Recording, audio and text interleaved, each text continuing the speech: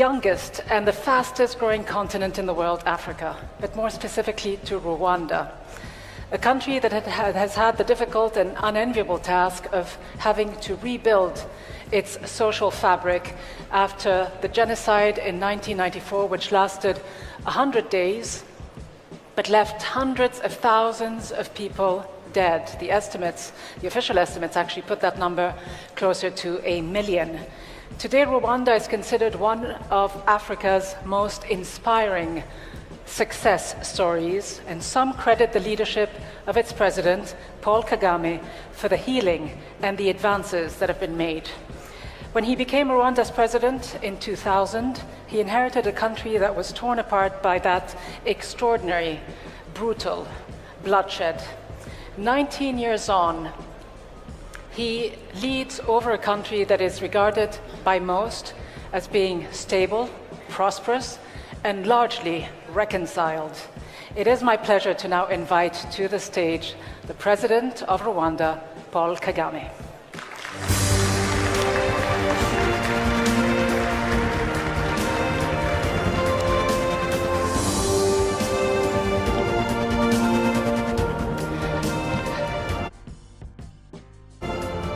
And I get to have a seat as well. A pleasure to be with you, President Kagame. My eye is on the clock. As you can see, I've already used up a few seconds, so we have 19 minutes for this interview. Now, I know how I will be feeling after those 19 minutes. I'll probably be quite tired. My question to you is, how do you feel? Aren't you tired after 19 years at the helm of your country? And before you answer, let me just say I'd ask the same question to Queen Elizabeth if I could. All right. Well, fortunately, I feel I have a lot of energy left to keep going. I can go on for several more years, and I'm not tired of doing what I'm doing. I'm happy working with my people, for my people and my country, and moving from the past of tremendous challenges, but also making good progress and creating hope for the people of Rwanda. You say you could keep going for several more years. Well, what does that mean, though? Because recently, in 2017, there was a law that was passed that actually put term limits to 2 terms. Will that not apply to you moving forward? Well, actually, on my mind, I was talking about the number of years left in this term. In this term. That I'm serving. But then let me ask you this, because yes, you are a charismatic, popular leader who, as I say, many people regard as having done quite important work in your country. Socioeconomically, I believe the economic growth per year is something to the tune of 7-8%. Some would consider this mission accomplished. Is it for you? No, it's never mission accomplished as far as we are concerned. It's a work in progress. Dealing with one challenge and after that having to deal with another, or dealing with many challenges simultaneously. So it's never that people feel satisfied that they have reached the point where they want to be. In fact, Africa, Rwanda being really a microcosm of everything African, we find there is a lot to do, there is a lot that has been achieved, but we have to keep working hard, and because we understand what the problem is that is in my country or anywhere else that affects us. But what is the main problem? Is it that there's still much work to be done to really heal the social fabric? I mean, I know your official mantra is we are all Rwandans now. You've gone as far as to ban any mention, any discussion, public discussion in Rwanda about ethnic diversity, so it is seen as criminally divisionist to use labels like Hutu and Tutsi. I mean, could this backfire? Does this actually help? Look, we have a number of problems all put together. They create a huge problem to deal with. One is history. My country has a problem of history, a problem of geography, a problem of politics. We have to deal with all that. Now, history and politics, in my case, has come together. Two have come together. Yes, we had the genocide in Rwanda. We lost 1 million people. The Rwandans killing other Rwandans, and of course there were many foreign actors and factors involved, but I don't spend much time on that. I just talk about what our responsibility is, because in the end, when we come to rebuilding our country, we don't blame others, we just look up to ourselves to be able to pick the pieces and move forward. So it was politics of division that made some people in my country look at themselves different, being different from the others. And it did not stop there. In fact, because of that difference, one section of the population descended on the other and killed the other section. So this issue of division or divisive politics is such that there has to be a certain set of rules to be followed by everyone. Otherwise, anarchy isn't going to be the answer to this complex problem. So that's why we therefore set the rules. Be able to express yourself and be happy with your identity, but don't use your identity for the detriment of the other that is different from you. So that's how that question you raised comes about. So let me ask you this. In terms of what's going on around the world, maybe we see it less so, at least less explicitly, on the streets of African capitals, but there is a demand for more accountability, for new forms of leaderships and leaders. And Africa, as a continent, more than many other continents in the world, seems to have the most long-serving rulers. I mean, I just think about Angola or about the case of Zimbabwe. You had heads of states who spent 37 and 38 years in power. Sudan, a good 3 decades. What do you say to those who believe that there should not be the sort of leadership for life?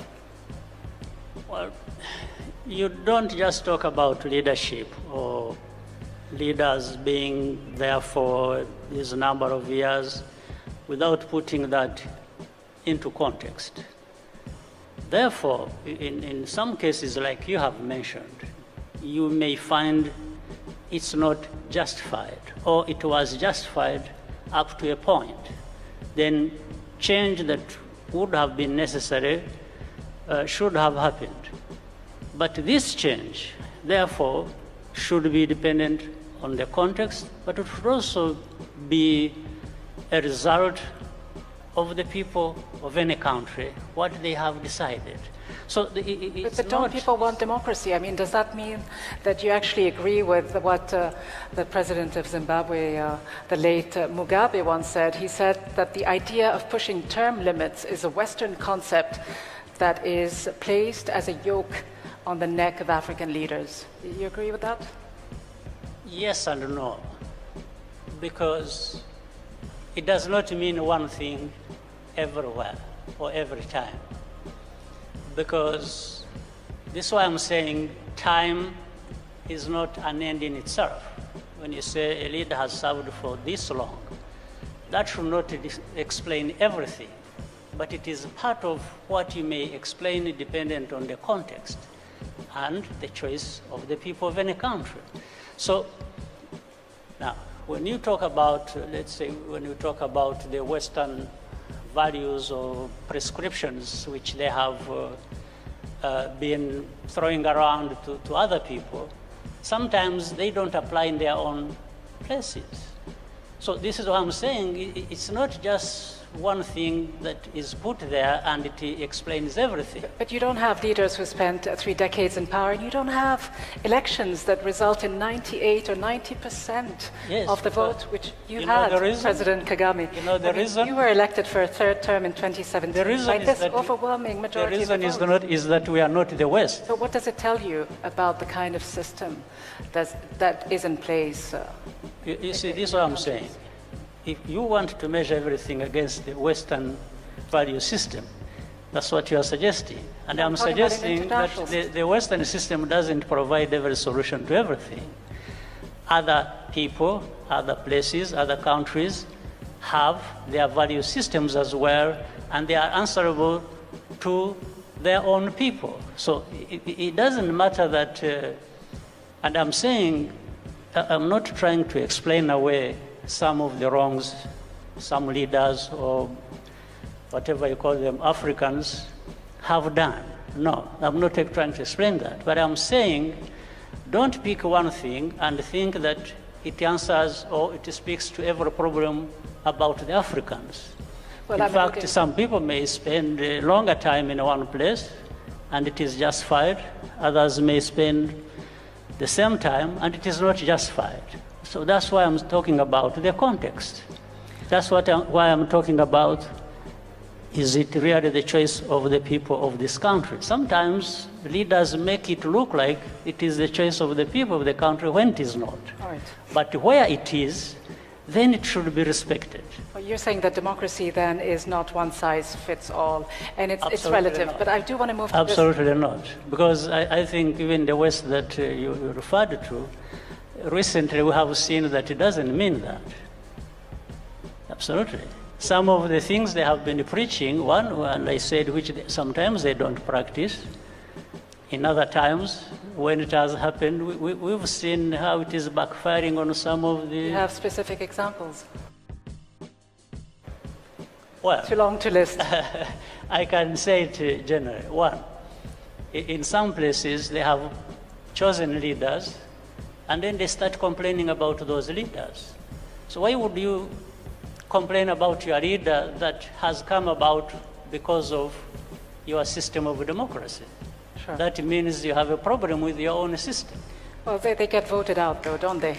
But President Kagame, you've criticized fellow African leaders for seeking photo opportunities in Western capitals and recognition in general by the West. But you yourself are quite often seen as the darling of the West, if I can use that term. How do you view this? Well, I haven't been seeking to be anybody's darling. If anybody wants to make me their darling, that's their business. All right. But I've been seeking partnership. I want to work with the people, whether they are Africans or outside of Africa. I'm very much for cooperation. What I don't like is dictates that come from some parts of the world to Africa or to Rwanda. That one, you will have a problem with me, no doubt about it. Okay, well, you talk about seeking partnerships, and Rwanda is certainly seeking partnerships and is quite open for business with Western corporations, Israeli corporations, all sorts of corporations that are in fact exploiting some of the country's natural resources. And I'm thinking more specifically about the rare earth metal, coltan, that Rwanda has about 50% of the world's production. And this is a metal that without, we wouldn't be able to see as many cell phones and computers being produced. Do you think you might actually turn into not so much of a darling of the West if you actually decided to limit your production or closed off the access to some of these companies one day? I wish I had more than just coltan, many other things. I wouldn't use them to pressure people into doing certain things certain ways for me or for others. I would still be looking to achieve a fair and justified cooperation where everyone gains. So that's what I would do. But we have it. We are happy to be having it. We have a few other things. What we want to do is in fact to reach a level where we can add value to some of these things. Instead of exporting minerals in their raw form, we want and have started investing in processing, in a refinery of our minerals, so that we get more value for what we have. So, President Kagame, let me ask you then about this issue of the minerals, the exploitation of the minerals, and how it has contributed negatively on the continent in keeping some of the crises that we've seen, whether it's in the Democratic Republic of the Congo or whether it's with the situation that involves your country, Rwanda, and Uganda. And I know there's been a round of talks just recently that it's stalled, in fact, in the last few hours. Give us a sense of whether or not you could see another conflagration with a country that you were very close to. You were very close with President Museveni a few years ago. And how do you see the situation in DRC and the prospects for peace first and of all, stabilization? with the DRC, I think there is great progress with the new leadership. The leadership seems to be more open to cooperation with within the region, working with the neighbors and beyond. There has been very good progress on that, better than it was before the new president came in. So this is very helpful, but that doesn't mean we have solved every problem about that. But we use that cooperation to deal with the problems that we have to deal with. Yes, between Rwanda and Uganda, it's like a quarrel in the family. Sometimes even quarrels that are not justified or reasonable. So we find ourselves in some of these, and personally, I really feel embarrassed sometimes because you cannot touch exactly why there would be this kind of misunderstanding, because we are not quarreling over territory or border, having gone in anybody's definition the wrong way or things like that. But you see another war breaking out between the two? No. I don't think. At least we are still more reasonable than to be able to do that. So we talk things out. There have been discussions going on. I think any problem can be discussed and resolved, and that's where we are headed, in my view. And so I want to just move on to another natural topic, I think, when we talk about these crises and what the root cause of some of these crises is, the rare metals and their exploitation. I want to talk about corruption, a phenomenon that is pervasive throughout the world, yes, but that seems to be more so in Africa. The African Union Commission, in fact, estimated that on average, every year, the illicit financial flows out of Africa add up to about $50 billion, and that's a conservative estimate. You yourself have been fighting corruption. You say it's feasible.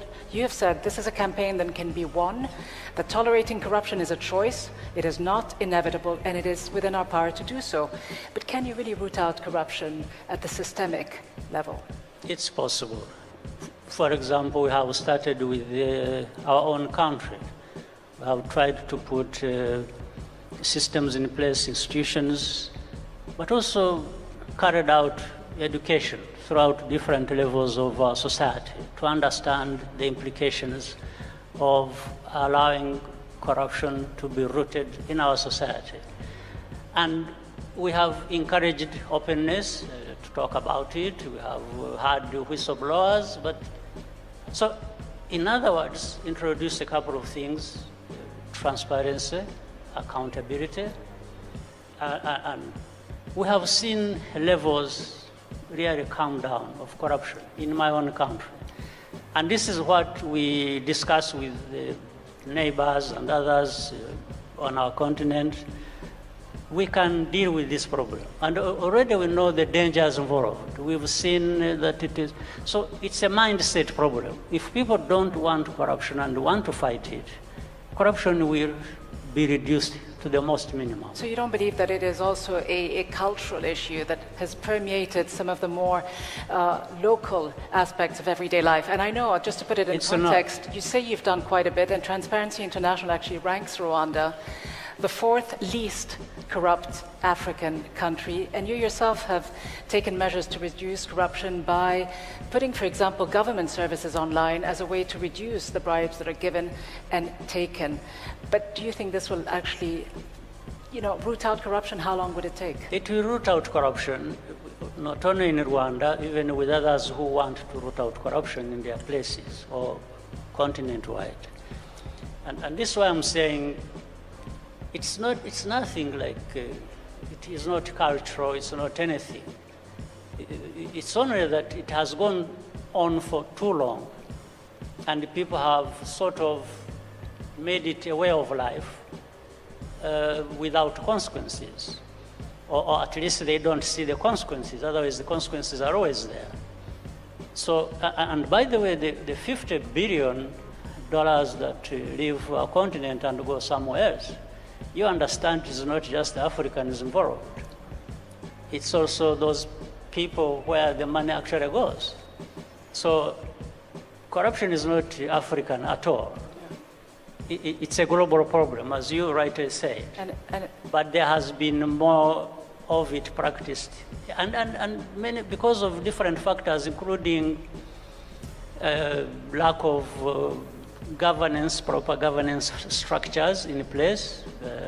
Even underdevelopment itself has contributed to that, because people are given so little and end up losing so much because of that. So you're saying a certain level of complicity, Yes. If I read you correctly, within Western capitals, I imagine. But does this... Even without Africa and the Western capitals, I think within capitals of the West there is corruption. Okay, so let me ask you very, very briefly, if I could, about this new, very ambitious project that the Africans have embarked on, the intra-African common market. How realistic is it? And how worried are you that there may be eventually some invisible hands that may want to thwart this sort of project? We're already seeing good progress. African countries coming together to create this African free trade area that has come into being. We are going to see trading happen by July next year. A number of countries, we have seen out of 54 countries, 55, we have already gone beyond 30 and beyond who have ratified, and it's going to happen because people understand the benefits, we've seen the benefits, and I think it's going to happen. My last question, President Kagame, and I suppose it's never too early to ask, but will you be seeking a fourth term in office? I don't know yet, but most likely no. Most likely not. No. But not a definitive not. No, when I say most likely, it is. I don't know. I always want to not lock myself into anything. I want to have some breathing space. But I think, given the way things are or have been in the past, and it depends on two things, but I think I've made my mind on where I'm concerned personally that it's not going to happen the next time. All right, and so my very, very last question, will you sit down with me again and allow me to ask this question again? Yes, anytime I'm happy to answer any question. So when you're available, let's have another discussion. All right, that sounds good. Everyone is my witness. Thank you very much indeed, President Paul Kagame. Thank you very much. Thank you so much.